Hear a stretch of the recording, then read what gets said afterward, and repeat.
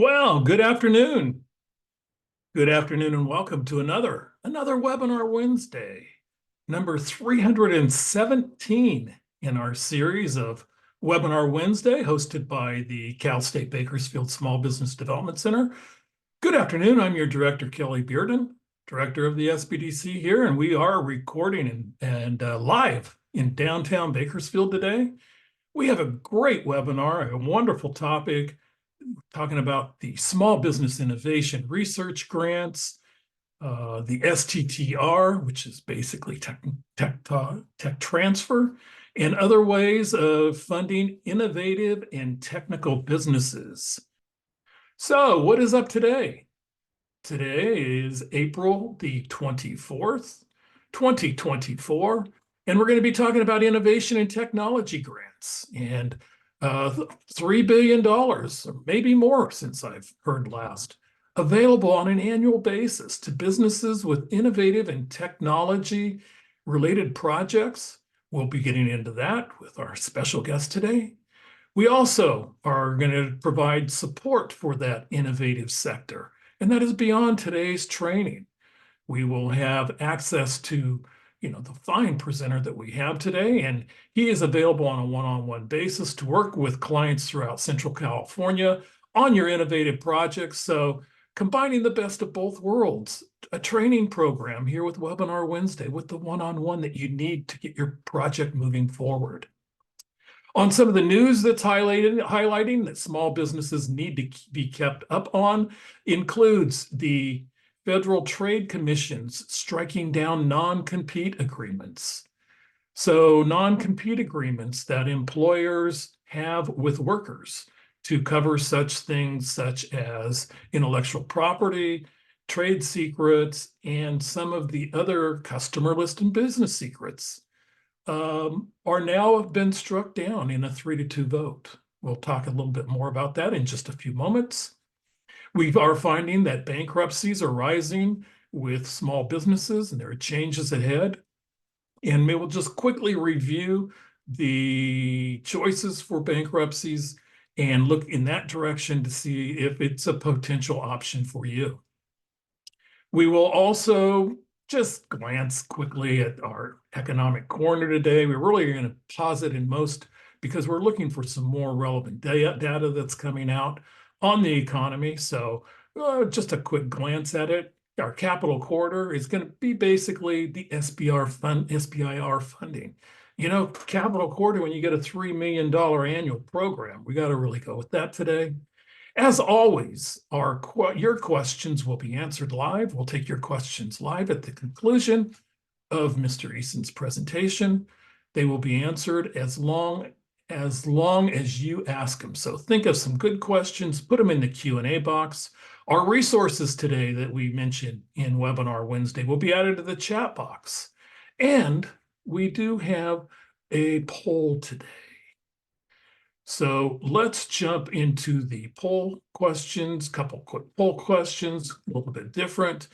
And the first one is going to be doing our due diligence here at Webinar Wednesday to let you know what can we do moving forward with Webinar Wednesday. What topics would you like to see?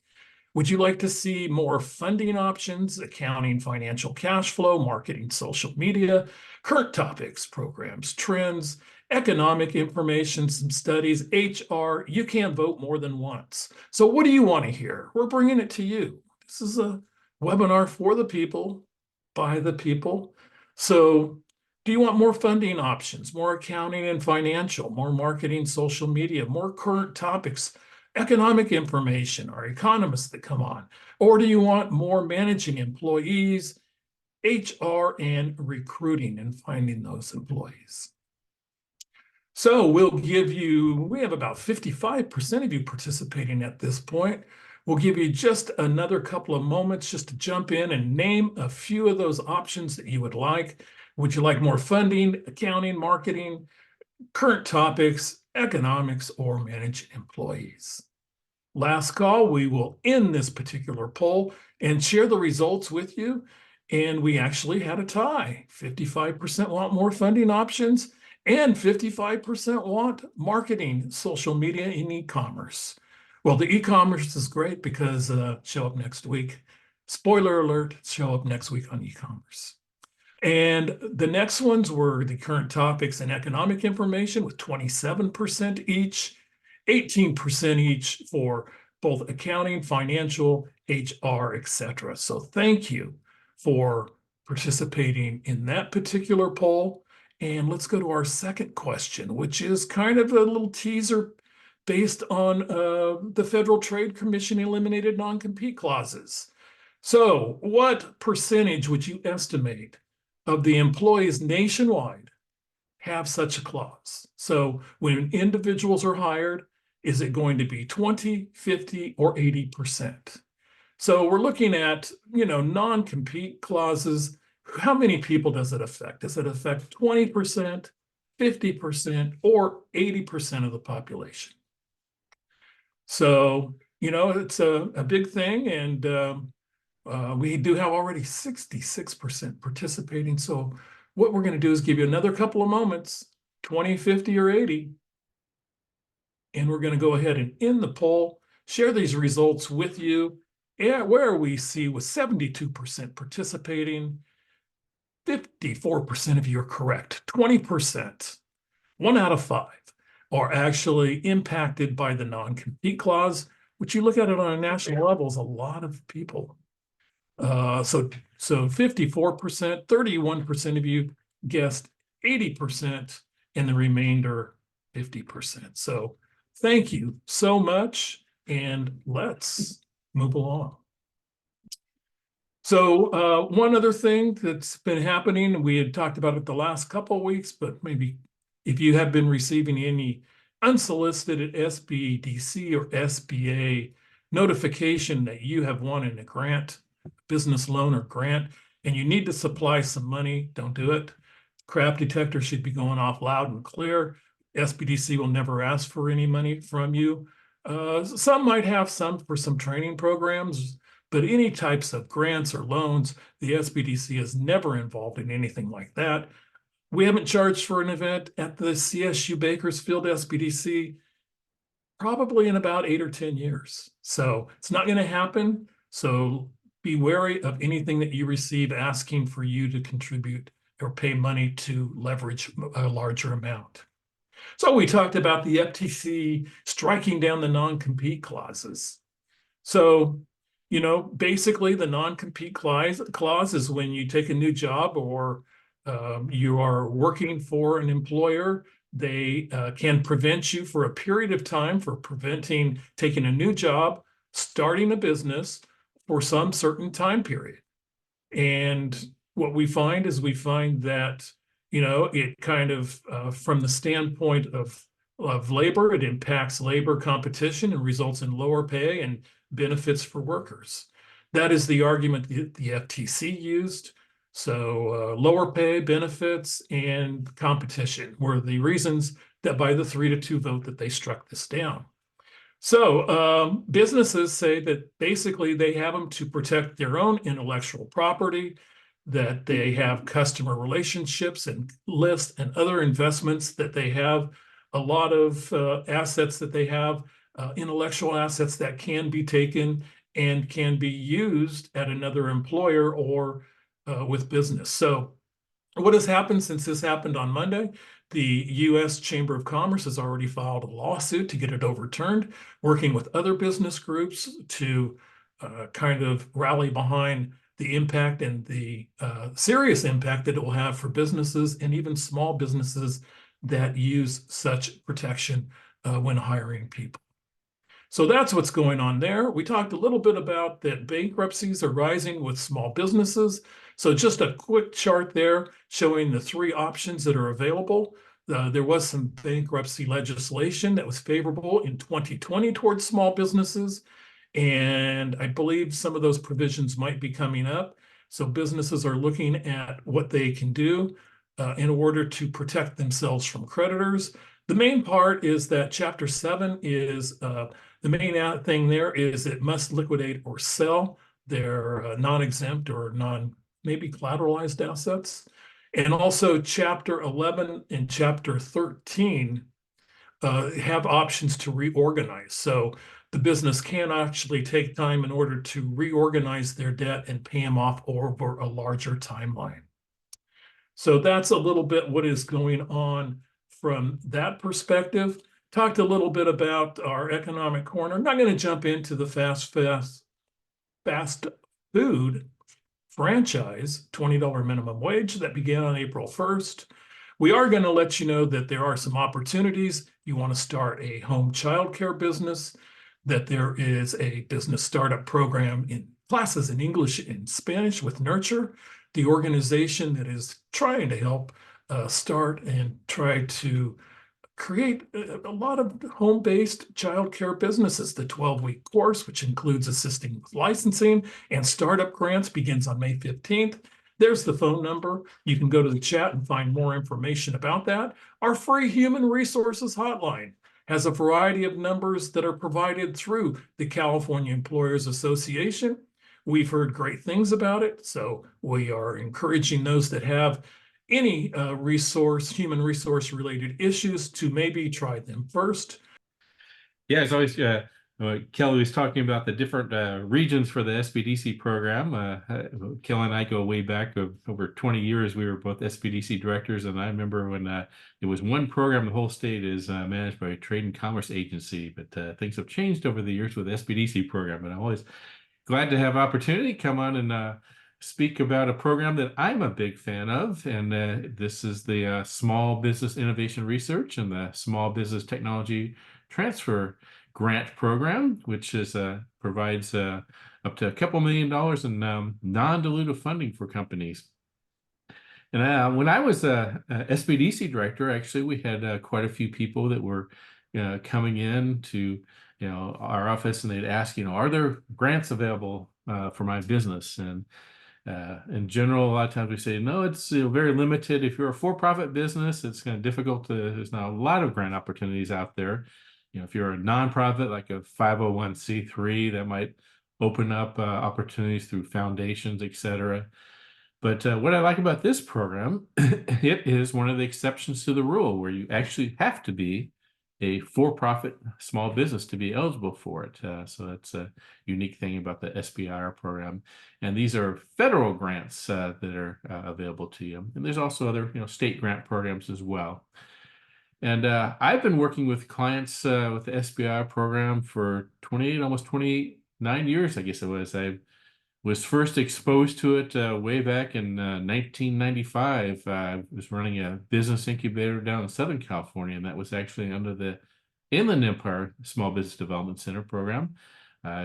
With my early career, I was in the aerospace industry, and I worked for TRW in the ballistic missile program down at Norton Air Force Base in San Bernardino, and that base ended up closing. After we won the Cold War too, we didn't need a lot of our nuclear missile systems, so a lot of us were laid off. And I remember when the base had closed down, it was kind of like a ghost town. There was 5 cities around the base, and it was in the county of San Bernardino there. But they wanted to get things going again at the base, so I volunteered to write the business plan for the business incubator there. And then we brought in the Inland Empire SBDC to manage the incubator, and I ended up becoming the incubator manager.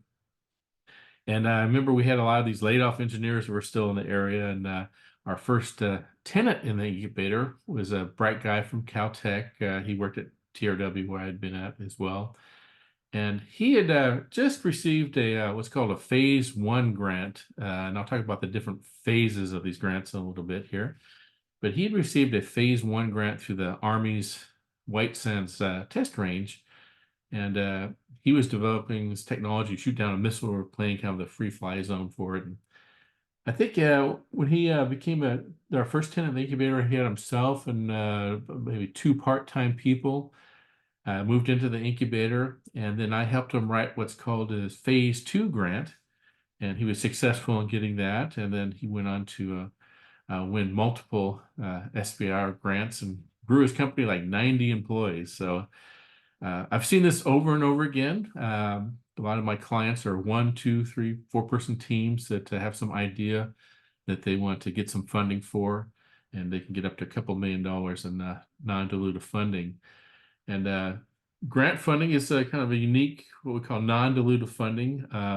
There's kind of different categories. There's what we call debt financing, which the SBDC helps out with. So that's where you're trying to get a loan, and basically you have to meet what they call like the 5 C's of credit. So they're going to look at your credit, and they're going to look at things like collateral and cash flow. So that's one category we call debt financing, the money you have to pay back. And then there's equity financing, which might be an angel or a venture capital person who's investing in your company, but they take equity in your company. So that's another category as well. And then these grants are kind of a third category we call non-dilutive funding, and where you don't give up any equity, and you don't have to pay them back either. That's why they're called a grant. So they're a way to fund kind of early on if you have a company, particularly these tech startups, where most of our clients are pre-revenue, so they don't have any cash flow to support, paying back a loan. So this is an opportunity to get some of that early on funding before you be eligible for maybe debt financing, or even eligible for equity financing through an angel or VC. So I've been helping clients for probably about 10 years or so, and then I kind of get the itch to do it myself. So I had what's called an NSF National Science Foundation Phase I and Phase II project. I was doing a project around basically 3D printing of houses. So we could take any 3D CAD model, and we could produce objects the size of a house. You can see here, this is a 25-foot tall Buddha. There's Dr. Thomas, who is my what's called co-principal investigator at the university. And this was made out of layers of foam that we cut with a 4-axis water jet and just laminated them together. There's not a real big market for 25-foot Buddhas. 2 of these were built. One is down in Santa Cruz. It's spray painted gold in a temple down there. But my idea was to apply it to the construction industry. And one of the things I'd like to say, about the SBIR program, almost all my clients, their ideas come from some personal experience. There's some genesis for, whether it's a health scare someone had or a family member had, and they come up with a new biotech type idea, or whatever it might be. In my case, the genesis for the idea went back to actually when I was working at TRW and down in Southern California, and this was just the early 90s, and we saw this wave of appreciation of home prices coming out from Los Angeles. I remember people were camping out overnight for model homes, and so myself and a couple of partners, the friends of mine who worked at TRW, thought, well, this would be a great time to build a spec house and try to sell it. So we bought a half-acre lot and ended up building a 5-bedroom, 3-bed house. But unfortunately, my timing has been terrible in real estate.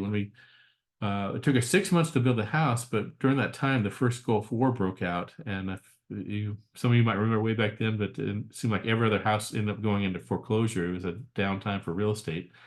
So by the time we finished building, we couldn't sell the house. We held on to it for a year. My partner moved into it for a while, but then when we did sell it, we ended up selling it for less than it cost us to build it. So fast forward like 10 years, I started thinking there's got to be a better way, maybe a faster way to build, that you could eliminate that, commercial risk, that where the market could change over that 6 months it takes you to build it. So started looking into rapid prototyping ideas, and that's some of the work we'd done in the ballistic missile program too.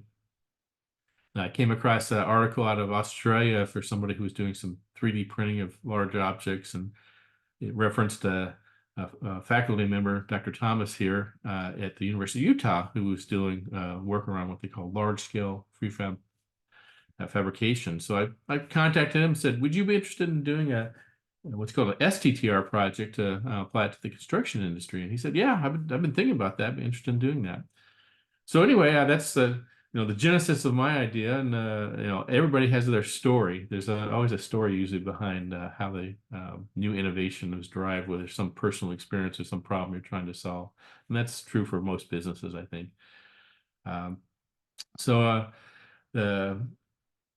And now I'm looking to revive this again, maybe bring it back, but that was my project. In Phase II, you can see we did a full-scale structure. This is me in the mechanical engineering lab. So first I'm going to cover kind of an overview of SBIR, and then we'll talk about how to search for topics, and then talk a little bit about how to put a proposal together. But first, as an overview, the purpose of the program is to basically, tap into the small business's ability to provide innovative solutions for some of the needs that our country has, whether it's national defense or health or whatever it might be. And I think small businesses can really be more innovative a lot of times than large companies. So they can move faster sometimes. And many of you may have seen this graph we call the Valley of Death. There's different versions of it. So it's where you have some idea over here on the left, you're trying to commercialize it.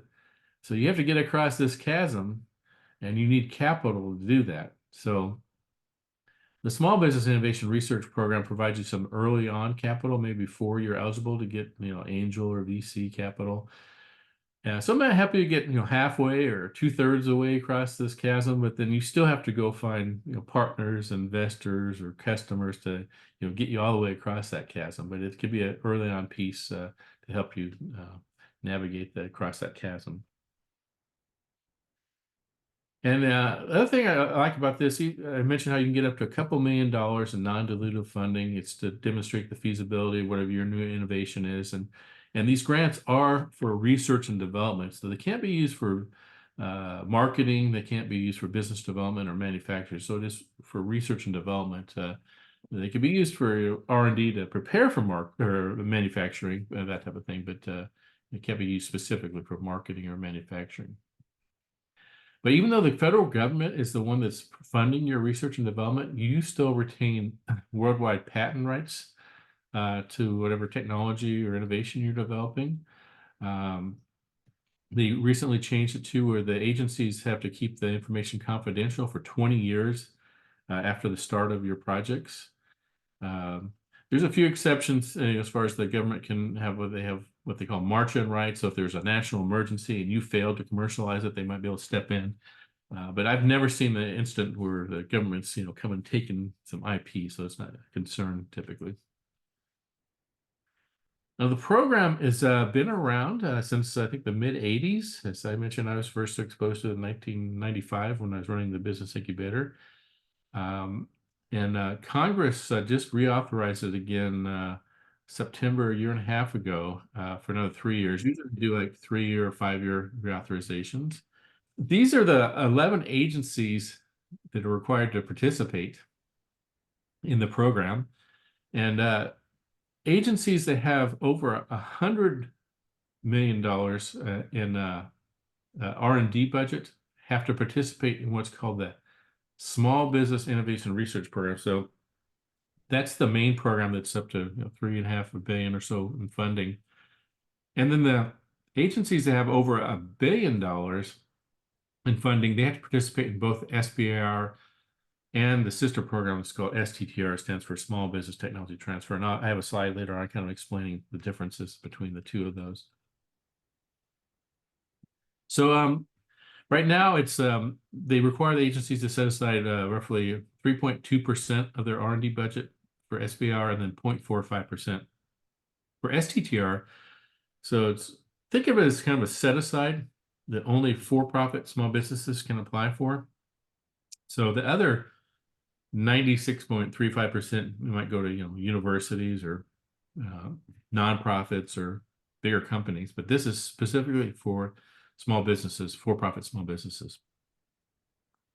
That 3.65% still works out to about $4 billion that's available every year. And here in California, we get a good share of those. We have 500 what we call Phase I grants every year here in California. And I always like to show this pie chart that when you're going after grants, you want to know who has the money. So this shows how that $4 billion is divvied up each year. And you see here the Department of Defense, they have the largest R&D budget, so they have about half the pie. And then National Institutes of Health or Health and Human Services has another quarter of the pie. So between those two agencies, they have about 3/4 of the pie. And then the remaining quarter is the other 9 agencies like Department of Energy, NASA, NSF, And then these small slivers here are the tiny agencies like, Department of Education, EPA, U.S. Department of Agriculture. So those are, you can get a relative idea of who has the money. And we'll be talking a little bit about how you search for the topics, but I usually suggest, searching all the agencies. You never know what they might be funding, but depending on what you're doing, DoD, they fund a lot of healthcare related stuff. So they have their VA hospital system. My wife actually worked at the VA hospital in Loma Linda before we moved up here to Northern California. She worked in research for many years down there. And of course, the DoD has their hospitals and clinics all around the world. I'm up by Travis Air Force Base, and they have a full-size hospital on the base, David Grant Medical Center. So it might not be just National Institutes of Health, but DoD could fund if it's a health-related thing, or it could be whatever you're working on. It might be something that could be benefit to both the DoD, and there could be an outside commercial application as well. But we'll show you how to, you can go look at the topics for each one of these agencies. There's a solicitation that they do between 1 to 3 times a year. So the big ones like the DoD, NIH, NSF, they usually do a solicitation 3 times a year, and they have hundreds and hundreds of topics within those solicitations. And then the small agencies, the USDA and EPA and Department of Education, they might have a solicitation just once a year. So they don't have quite as much money, but they do it once a year. The other thing I always like to point out here, you see the green for granting agencies and blue for contracting agencies. There's a slight difference in the way they give out the $4 billion. So some might use a contract mechanism and other agencies might use a grant mechanism. So for example, the Department of Defense and NASA, they're what we call contracting agencies. And the main difference, I would say, would be when you look at their topics and their solicitations, they're very specific. They propose the problem and then you propose the solution. So they give you, the exact specifications for whatever that problem might be that they're trying to solve. Whereas the granting agencies like the National Science Foundation or the National Institutes of Health, they have these very broad topics. So you get to propose both the problem and the solution. So as long as you fit in one of the topic areas, like NSF, for example, has topics around, they have ag tech topics, they have AI topics, they have ed tech topics, they have manufacturing topics. So as long as you fit under one of their topic areas, you can propose both the problem and the solution. So that's one of the major differences between the granting and the contracting agencies. The other difference I would say too is the contracting agencies, they might end up becoming a customer. So if you solve their problem in what's called the Phase I or Phase II grants or contracts, then they can contract with you for what they call a Phase III contract. And the SBIR legislation allows them to do a sole source contract, so they don't even have to go out to bid. So if you solve their problem, like for DoD or NASA, then they can become a customer of yours. Whereas the granting agencies like NSF or NIH, they're not going to become a customer or typically buy anything from you. They'll fund what's called the Phase I and Phase II effort of your project. So to be eligible to participate, as I mentioned earlier, the SBIR program is one of the exceptions to the rule where you actually have to be a for-profit business. There's a lot of grant opportunities for nonprofits, through foundations and other things, but this one you do have to be for-profit. And a couple other things, you do have to be 51% owned by a U.S. citizen or permanent resident alien. So you have to make sure your company's structured properly to be eligible there. And you do have to be a small business, and they use the SBA standard, which is up to like 500 employees, which is huge. That's a big business. Most of my clients are, 1, 2, 3, 4 person teams typically that have some idea, founders that come together. So I'd say, definitely under 10, but under 5, most of my clients that I work with. And the work, you have to have what's called a PI or principal investigator. That person has to be primarily employed by the small business. And it's always at time of award. So that can be challenging too, sometimes to find someone who's going to be willing to work for you, or it's usually one of the founders. But if you hire somebody, to be primarily employed, which means you can't work more than 49% somewhere else, which they base it on a 40-hour work week, which is 19.6 hours per week. So you can't work 19.6 hours somewhere else. So for example, I was the PI on my project that I was showing you around the 3D printing of houses. So I was actually working full-time as director of the Solano College Small Business Development Center when I was writing my SBIR grant. So I was up till midnight after work, putting my proposal together. And then once I submitted it, then I just had to sit and wait until find out whether I got funded. But then once I got the award, I had to negotiate with the college to drop down to 49% time so I could be the PI on the project. So it's always at that time of award. So you could be working full time somewhere actually when you're submitting a grant, but once you get the award, then you have to, if you're the PI, you have to drop down to less than half time. And the work has to be done here in the U.S. This is federal taxpayer dollars, so they want to see the work to be done here. But there's a few exceptions to that rule. You do have to get approval from the agency if you're trying to do work or R&D work outside the U.S. For example, I had a client up here in Vallejo that was doing a heart medication. It was based on a snake venom that and there was a university in South America that's doing a lot of the R&D, so they got permission from the National Institutes of Health to do part of the work down there, but you do have to get approval ahead of time for that. This is kind of distribution. As I mentioned, most of my clients are in this 1 to 5 range, so it's typically small companies that are applying for it. And this is the 3 phases. So the way they dole out the $4 billion that's available every year, you have the 3 phases. So a phase 1 grant, these are small, $250,000, $300,000 grants. Each agency has their own budget, so it's different per agency. And here you're demonstrating feasibility of your new innovation, innovation X to do Y. So that could be a study, it could be a simulation, it could be a benchtop prototype or lab prototype. And they're usually short, 6 to 12-month projects. And then once you've demonstrated feasibility, then you're eligible to go into what they call phase 2.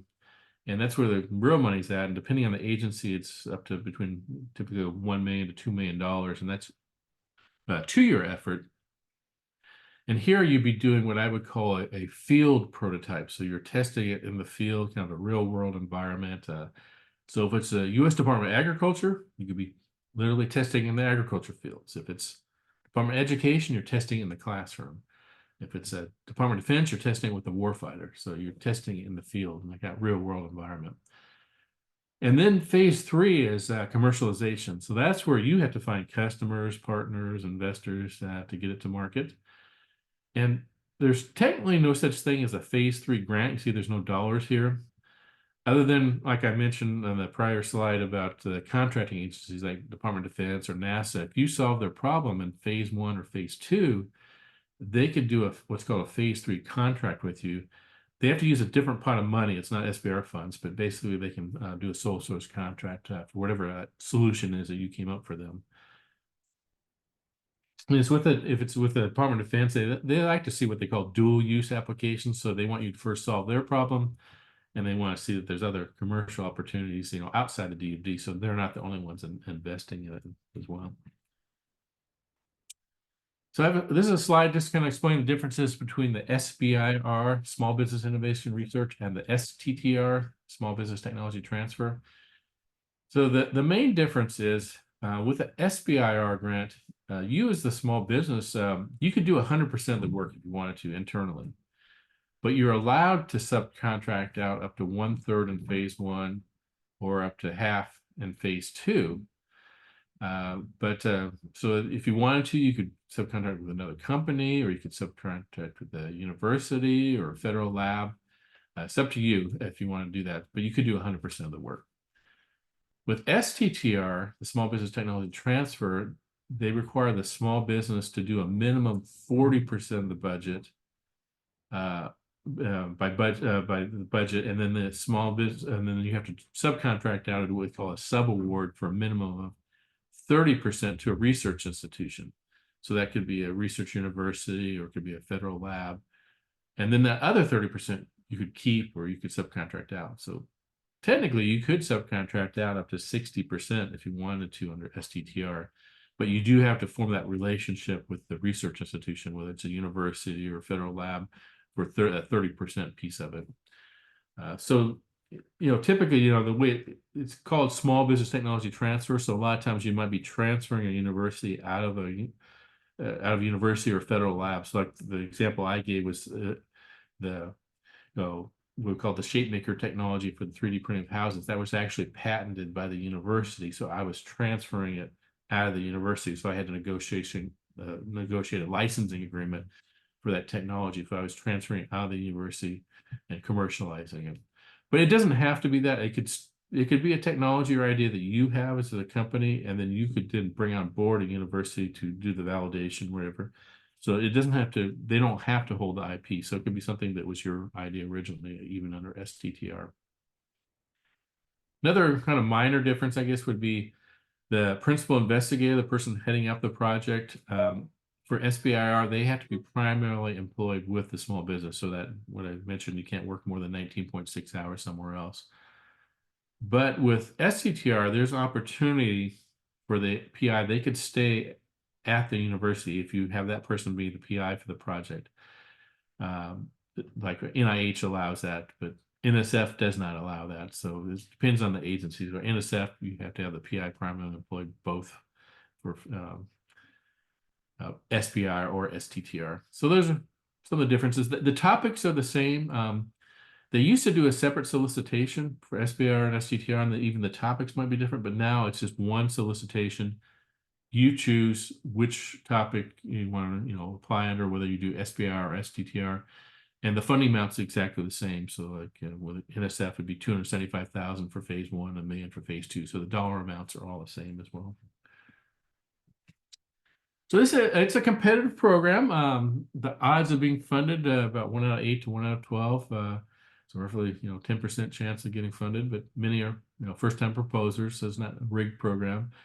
And then once you have a phase 2 grant, 1 out of 2 to 1 out of 3 go on to funding. Of course, at that time you're competing against other phase 1 awardees, so the competition is a little stiffer.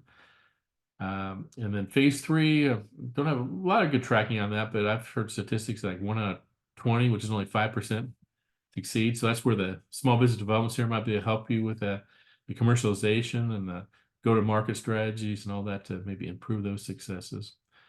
And our goal overall with the Small Business Development Center program is to, we can provide you technical assistance or one-on-one counseling to help you increase those odds from 1 out of 8 to maybe 1 out of 2, 3, or 4 for phase 1, and then maybe from 1 out of 2 or 3 to maybe over 50% or higher for phase 2. So we can work with you to hopefully increase those odds of success. So that's kind of the overview. So now switch a little bit about searching topics. So you can't just submit an idea out of the blue. You have to find a topic to fit under. So there's 11 agencies I mentioned participate. So there's not one SBIR program. There's actually 11 SBIR programs out there. So each agency has their own SBIR website. They have their own topics. They have their own budgets. They even have their own submission platforms. So they're proprietary. Like NSF uses research.gov, a proprietary system for them, and NIH uses grants.gov, and DoD uses their own proprietary system.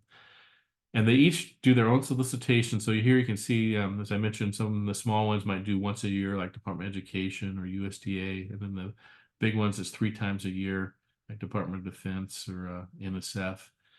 And there's thousands and thousands of topics that they have in these solicitations. So the first step is to research those. A couple ways to do that. You can go to the official SBA funding website is SBIR.gov, and here you can do a keyword search of all 11 agencies. So you can find out what topics are out there. They have both what they call open and closed topics. So open means basically what I was showing in that prior slide, the green, it means they're currently accepting applications. And then closed would be the not accepting applications now, but you can look to see what did they fund last year or last round. The topics don't change too much from one to another. So I suggest searching both open and closed. So you might get 10 hits under open, you might get 300 hits under closed. See what did they fund last time. You can anticipate if they had on the last solicitation that when they do open up the next one, they might have that same topic again. So that's one way of doing a search. You can go directly to each one of the agency's websites, and they each have their own personalities. Like for example, NSF, they're focused on really on technology, cutting edge technology. So they want to fund things that are going to revolutionize an industry. They don't want to fund evolutionary incremental improvements to products. They don't want to fund straightforward engineering or app development. They also don't want to fund what they call fundamental or basic research, so that other 96% that I mentioned, they fund a ton of that at universities and nonprofits or other spaces. But what they want to fund is what we call applied research, is going to lead to commercialization of a new product. So there's still technical questions you need to answer to demonstrate feasibility, but you're closer to commercialization. But it's also just not just straightforward engineering. And then all the agencies, these last two criteria are kind of the same. You have to show that the purpose is to commercialize. So you have to show there's a market for it and there's an unmet need, and you can scale it into a business. And just an example of some topics I mentioned, NSF is a granting agency. So these are like 30 topic areas. I was funded under advanced manufacturing. They have topics on AI. They've got a new one I don't have on the list here. They just added ag tech is, I think, the newest one. They added space a year or two ago for space technologies. And another one that's pretty new is called mobility. That's anything with moving people or goods. So they add some new topics every once in a while. We can see they have a lot of biomedical, digital health, Internet of Things. So there's broad topic areas. So you could fit on one of these areas, and you can propose both the problem and the solution. Like NSF is kind of agnostic about what the application is. They kind of care about what the technology is. So that first step in your process is always to find the topic to fit under. Second step is to reach out to what I call the topic author, or they call them, NSF calls them program directors, NIH calls them program officers, DoD calls them TPOCs, technical point of contact. So you want to reach out to them saying, this is what I'm proposing. Is it a fit for what you're looking to fund? Because you don't want to waste your time putting together a full proposal if it's not something they're interested in. So that's sort of the second step in the process, is to reach out to them. And then each agency has a different way of doing that. NSF, they used to say, email me a 2-page executive summary, but now they have what they call a project pitch that you just submit online. It's 2 to 3 pages where you basically have 4 boxes that you just fill out. You have 500 words describing what your innovation is, 500 words, what's the technical objectives, what are the challenges, what are the technical questions you still feel you need to answer, demonstrate feasibility. 250 words, describing the market, who's the market, what are their pain points. 250 words in like 2 paragraphs, and then 250 words on your company and team. So it works out to about 2 to 3 pages. And NSF is kind of unique in that you have to be invited to submit a full proposal, but each agency is a little different. If it's NIH, their personality is, you have to solve some medical or health indication. They have 27 centers within NIH, so you want to reach out and talk to their program directors. And you don't have to submit a project pitch with NIH. You can submit a full proposal without talking to anybody if you wanted to, but I don't recommend that. I usually want to get some feedback first. So say you find a topic and then you find it's a good fit. You've reached out to the project director, or program director, or program officer, whatever they call it, the agency, and you're ready to submit a full proposal. This is a sample of what would go into, in this case, this is an NSF outline, but they're all pretty similar. Usually you have some forms, and there's a one-page project summary, and then most of the agencies, it's usually about a 15-page, what they call project description. And you see it's broken down into different areas. NSF, they want you to call the first page, you call it the elevator pitch. You talk about what's your motivation for the project, who this customer is, what's your value propositions. And then 1 to 3 pages on the commercial opportunity, and 2 to 4 pages on the technical solution, a couple pages on the company and team. And then the meat of the proposals are usually what we call the work plan, the technical discussion R&D plan. That should be 5 to 6 pages. That's the who, what, where, when, why. What are your research objectives? What are the technical questions you think you need to answer? What are the tasks? What are you going to spend the money on, basically? And then you have something called broader impacts. How's it going to benefit the United States? And then there might be references and resumes and usually like a one-page budget. And then you're allowed 3 letters of support, typically for a phase I grant. So by the time you put together one of these proposals, it's like 45, 50 pages. So it's a fairly heavy lift, but maybe, 18 to 20 pages of actual writing. And they're going to review it for a few things. One is commercialization. So you have to describe, what's the market opportunity, and do you have the right team to carry out the project and get it to market? And then, how's your innovation technology compared to the competition? So you want to do kind of a competitive landscape to figure out, how are you better than the competition? And then how are you going to, finance it, and what's your business model? How are you going to make money? And then there's some other funding. I'll probably skip through a few of these slides. We're running out of time here, but there's commercialization assistance programs that are available as well. They have you get up to $6,500 in additional money in phase I, or $50,000 in phase II, help you commercialize their technology. NSF has an I-Core program. I encourage you to take a look at that. That's basically a customer discovery process. It's based on the lean startup model, where you have your hypothesis for how you're going to make money for your business model, and then you go talk to 30, 50 customers to validate that hypothesis. And they have regional ones. UC Merced has a regional I-Core program, and then there's a national one where you actually talk to 100 customers and try to get some feedback. So it's always a good idea to do some of that anytime you're starting a business. And then you have to do a budget, what we call cost proposal. So this is government accounting. You have to divide things in what's called direct cost, indirect costs, and profits. So most companies, small businesses aren't familiar with things such as indirect costs, but those are basically your costs for running your company. So the nice thing about it, the indirect costs, these grants will pay for things like rent, insurance, utilities, phones, accounting, your time doing these indirect work. So they'll pay you through the grant to do that, but you have to propose indirect cost rates. This is just a sample, like a one-page budget, or say 275,000. So most of the money usually goes towards direct costs like personnel, and then travel or equipment or materials. And then you propose your indirect rate.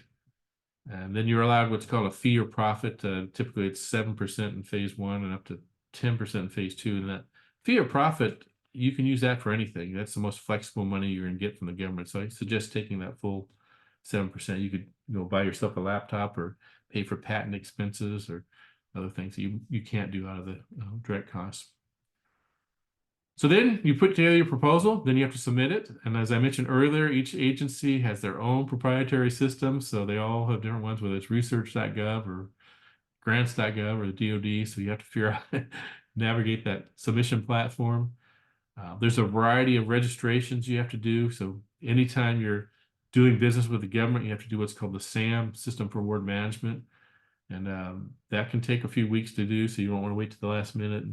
And that's how they pay you, because you're going to put your bank account information, your bank routing number. And once you get funded, they'll basically electronically fund the money into your bank account, which is nice from a cash flow standpoint. For a phase I grant, they give you up to, say, if it's a $275,000 grant, they'll usually give you like up to $250,000 you can tap into up front, and then they withhold maybe $25,000 for the final report. So you have a variety of these different registrations you need to do. So you don't want to wait to the last minute on those. So then you submit, and the downside is it can take, depending on the agencies, from 3 months to 6 months for them to review these. So it's not a fast process, but these are the criteria that they're going to look at to review it. They're going to look at your team, and you have the right team. And they're going to look at the innovation itself, and whether the budget matches up with your work plan. And some of the reasons you might be declined is you didn't follow the instructions and solicitation. That tells you 1-inch margins and 11-point type, and it tells you what goes into it. So you want to follow the directions. Maybe you don't have a detailed work plan, or maybe the team you put together, they don't feel you have the right expertise on your team. Say you're declined, you can get feedback from them. They give you comments on the strengths and weaknesses.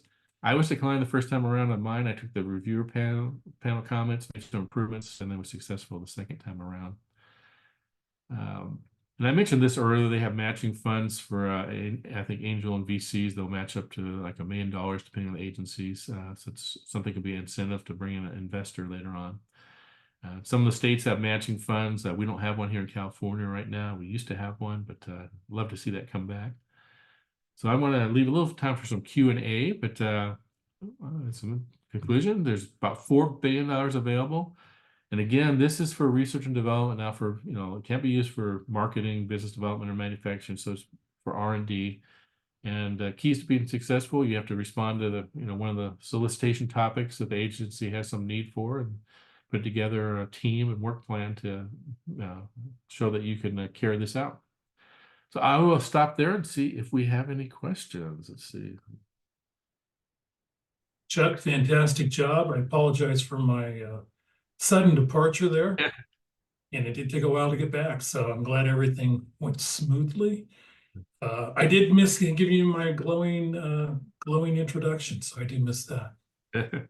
But now is the time. If you have a question, you have the expert right here. Chuck Eason is here to take your question. Chuck, let me just start with one of the things that I think is happening. Some of the armed forces are doing some pop-up pitches, and they have, I think they're doing that potentially with SBIR or maybe some other funding. Are you familiar with any of those that are being done, I think, by the Army and the Marines? Yeah, I've got quite a few clients. So as I mentioned, the contracting agency, the DoD, their topics generally are very specific. So they propose, the problem, the solution, but they have what they call these open topic solicitations where you as commercial industry can say, I've got this solution I think that might be a benefit to you within the DoD, whether it's Army, Air Force, Navy, Marines. So the Air Force has been doing it for quite a few years under what they call AFWorks. And then with the reauthorization a year and a half ago, Congress requires all branches of the military to do an open topic solicitation at least once a year. So Army started doing one last year in January, and the Navy did one last summer. So they have these open topics, and they're a little, I kind of almost call them like a mini SBIR because they're smaller. They're typically like $75,000 for a phase one. And what you're doing during that, and there might be 3-month effort, what you're doing is you're going to, and not only demonstrating feasibility, but you're trying to make a match within the DoD with what your solution is to what their requirements might be. So you're trying to find somebody within the DoD, and you always have to have what they call a user and a customer. So like the user is who's it going to benefit in the DoD, the warfighter, and the customer is who's going to pay for it, what directorate, and the DoD is a huge bureaucracy, so trying to navigate that's kind of a challenge. But there are some opportunities, with these open topic solicitations, and that might be a better way to go sometimes. I probably more clients applying under open topics now than the what I call the regular SBIR. So great. And another thing, just since we don't have any, we have a question now. I spoke too soon. Yeah, looking at starting a business that falls under ag tech. Ag tech, good stuff. Yeah, I did a workshop specifically for ag tech back in January, actually. So the two agencies I would say for ag tech would be, I was showing you that NSF just added an ag tech subtopic or topic area. So that could be one, would be under the National Science Foundation. And of course, the other one would be the USDA, U.S. Department of Agriculture. And again, they're one of the smaller agencies, so theirs is only once a year. And I think there's, they do in September or October. And they have a list of ag tech topics that, from forest related to animal, they have, they've got small farmer topics. So USDA too, I think, is more economic development focused, whereas NSF is more technology focused. So depending on what you're doing, you could look at either trying to apply under NSF or under USDA. And then I have some clients too. I'm actually working within the Central Valley that are doing, so the California Department of Food and Agriculture has some grant programs too for doing work. So that might be something to look into. Maybe you get SBIR initially, and then you could look at some state grants as well. Well, there's the fine introduction. It's the latest I've ever done an Okay. So first for everything. So just a couple minutes left. Do you have any, what would be your number 1 or 2 or 3 tip that you can give somebody who really wants to get started, and where do you begin and where do you go from here? Yeah. So I think the number one thing is you always have to have a story to tell. So like as I mentioned, there's always, I talk about how everybody has a genesis for how they want to start their idea, for whether it's a health scare you had, or had something else. In my case, I was talking about build houses faster. So you have to have that story in place, and then you need to go talk to the topic authors and figure out what they're looking to fund. So you want to make sure to kind of a match for what they're currently looking to fund, the agency, and then from there you can work on putting together the grant. And if you don't have expertise in grant writing, you could bring on a technical writer too. A lot of my clients, they might have had prior experience if they work, particularly if they work in the university environment, they've had some experience doing grants, so they can put these together. But if you don't, then you might seek some additional assistance. Is we're not allowed to write these for you through the SBDC. That SBA doesn't allow us to do work for clients. We're more, I guess, counselors and advisors, the consultants. So it's up to you to do the research and writing, but we can review them, provide feedback and advice to hopefully increase your odds of success. So Chuck, I know when you did your SBIR, it was during one of the biggest economic downturns. It was some of the worst timing that you probably have had your entire life in 2008. Yeah. And it was such a key topic nowadays is housing.